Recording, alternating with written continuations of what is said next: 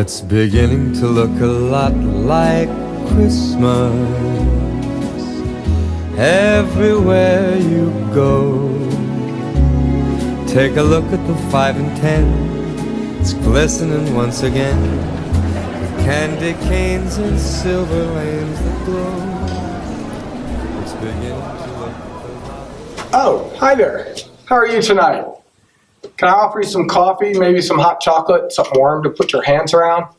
I'm here in the town square pretty much all year round, selling things from 4th of July balloons to Christmas trinkets, but love to be here, love to see everyone.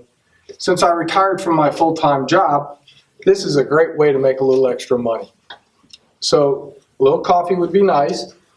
The other perk that I have from doing this is I get to watch people. I love to watch people. I get a little exercise, a little fresh air, but the people, I love those folks, you folks, and I get to know you pretty well by hanging out with you. Some folks are here from the hospital just down the street, but I always come at Christmas time because every year they put on this great show, this great extravaganza, and so they're going to put it on now. So get ready, and it's for the whole town to enjoy. House of holly, fa la la la la la la la. 'Tis the season to be jolly, fa la la la la la la la.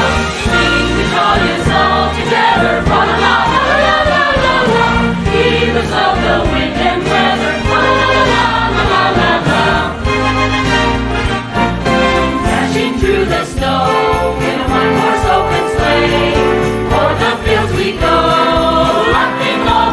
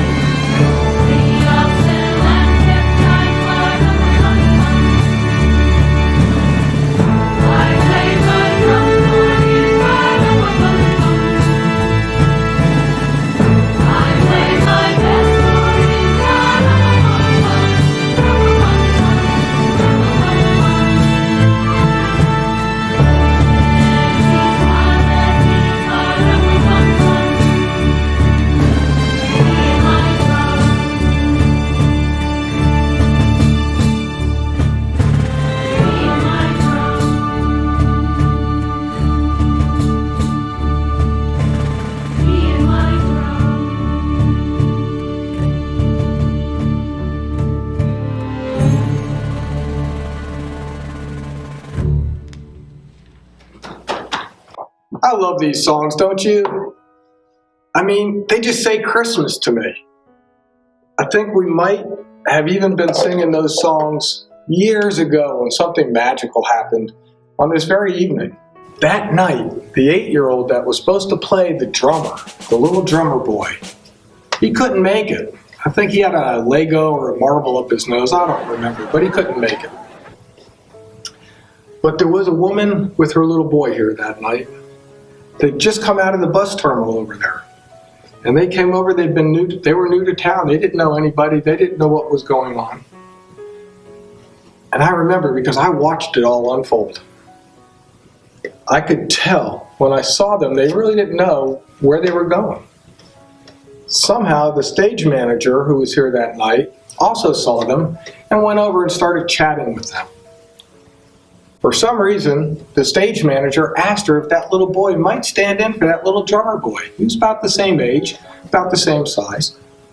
And all the boy really needed to do was put it on, stand there, pretend to play the drum. The mother was taken a little aback. She was hesitant because her little boy was deaf. And there was a device that she came to town called a cochlear implant. Now we all know what that is because they're pretty commonplace today, but back then it was pretty cutting edge. Her insurance would not pay for it. She had heard there was a surgeon here in town that did surgeries like this, installing that cochlear implant on little children. So she hopped on the bus, came here after quitting her job in the hopes somehow that this would come together for her child. And so, like Mary and Joseph, she made the journey simply on faith that God would help her and her son.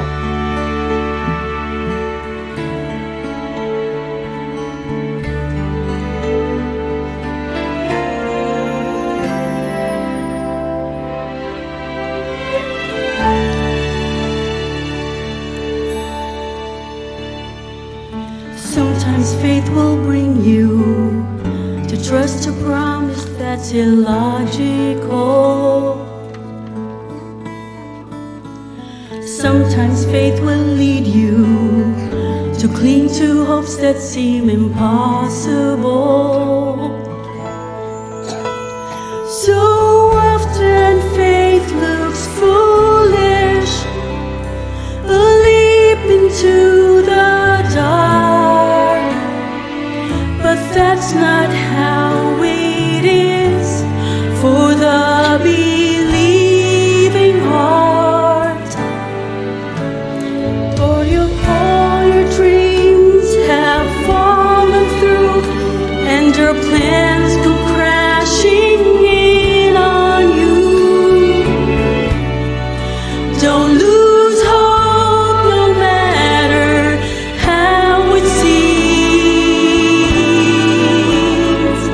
'cause faith will hold you closer. Faith will keep you safer. Faith will take you farther than you dream. Doubt will always whisper, there's no one there to catch you when you fall. Fear will come to rob you of any chance to see a miracle. So trust the one who loves you, whose word won't let you down. 'Cause resting in His grace is where your strength is found. And when all your dreams have fallen through, and your plans come crashing in on you, don't lose hope no matter how it seems, 'cause faith will hold you closer.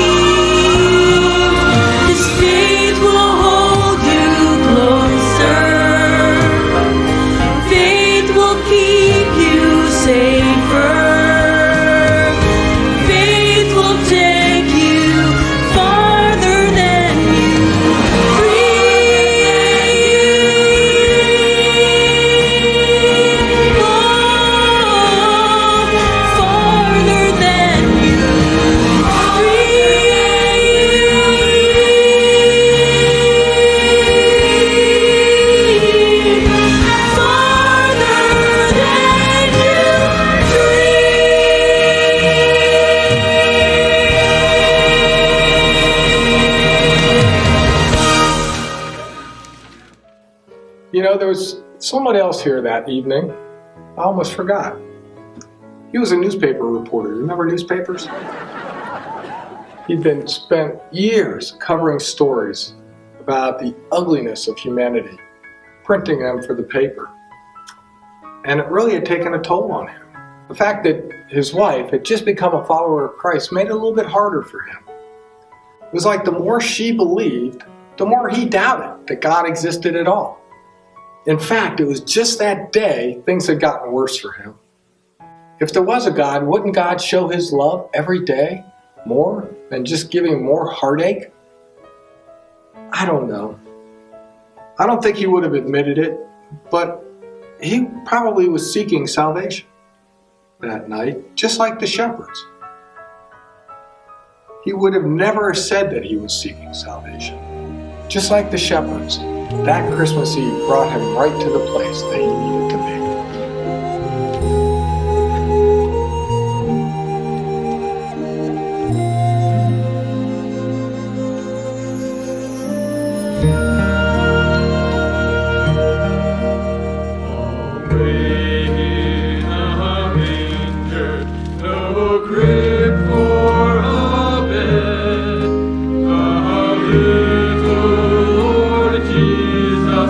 Lay down his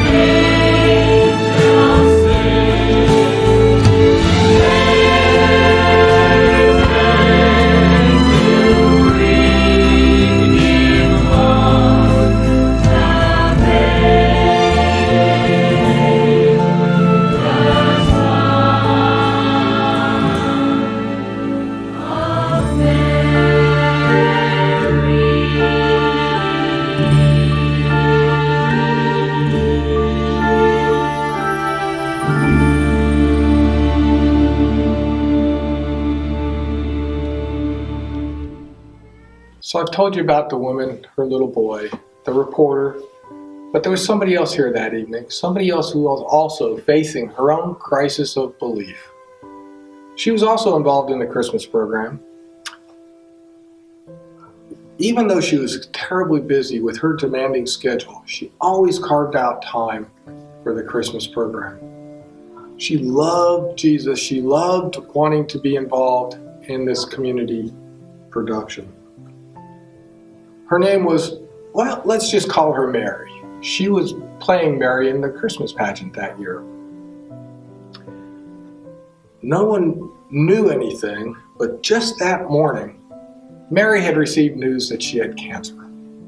She had not told anybody except her husband. She didn't want to ruin the evening and ruin the production with her story and her news. So she went on like nothing was different. The last thing she wanted was the focus to be on her. So she just smiled as if nothing was wrong and went on with the play. Even though she knew in the days ahead, she would be facing her own struggles, her own issues with chemotherapy and surgery for her. So there they were, those four people, a mother and her child, desperate for surgery that she didn't know how she was going to accomplish. A reporter who was seeking answers for himself. And Mary, struggling through her faith to understand what God was bringing for her, trying to find answers for herself.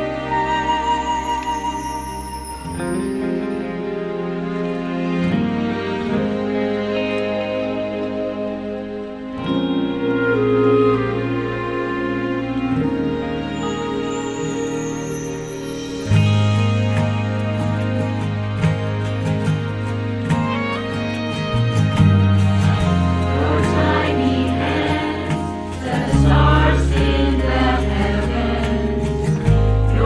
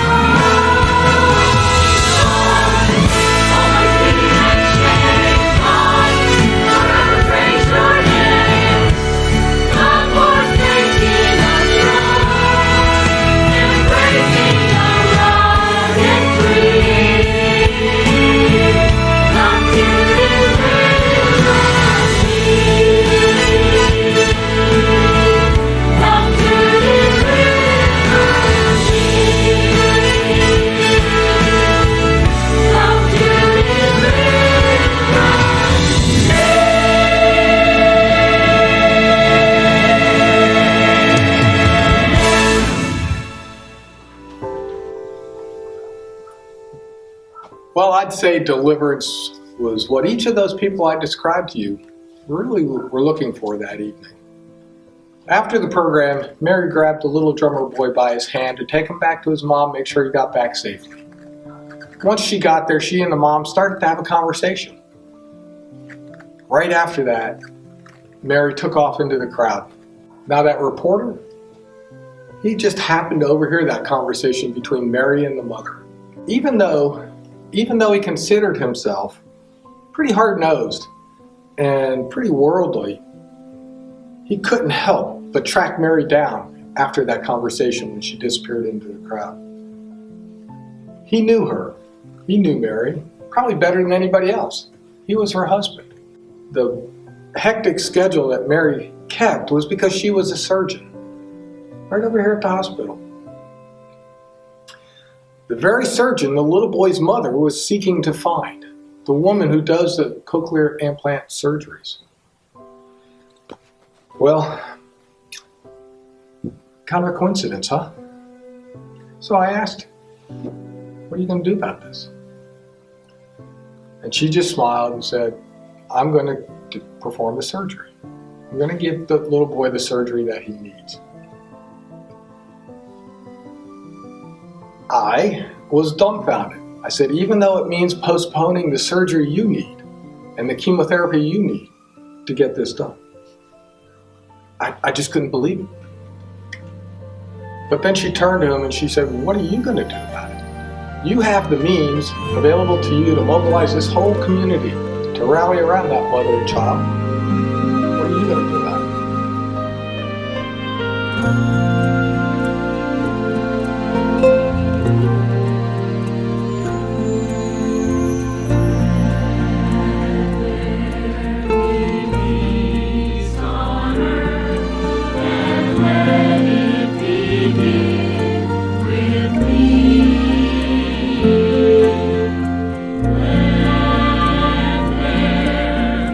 Peace.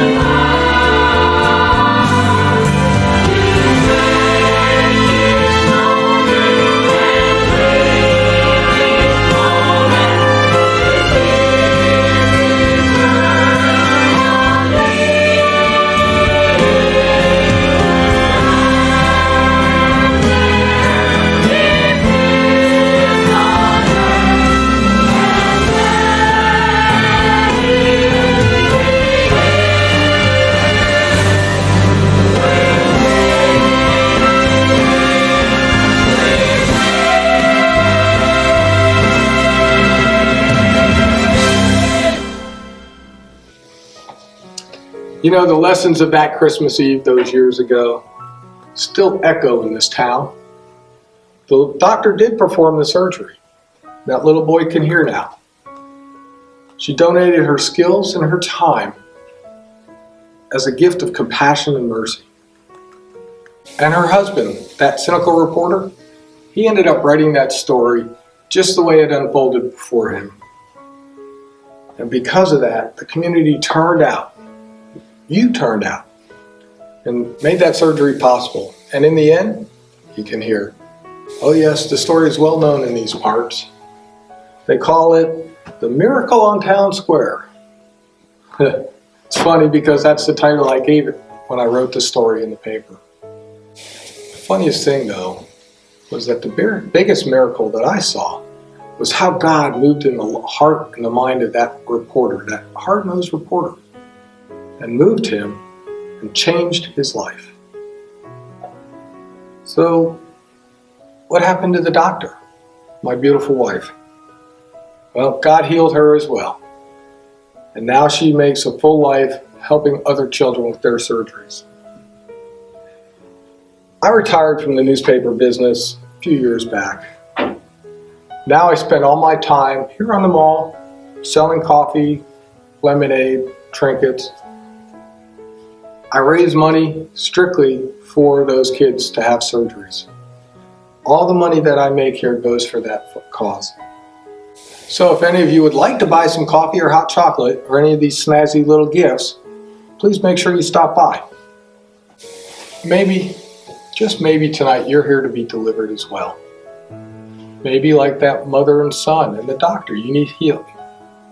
Maybe, like me, you're looking for God to touch your heart so you understand His love and His grace. The Christmas story is about God reaching out, reaching down to us to help us. If you open your heart and your mind, God will make this a Christmas to remember. And it will be the most wonderful time of year each and every year.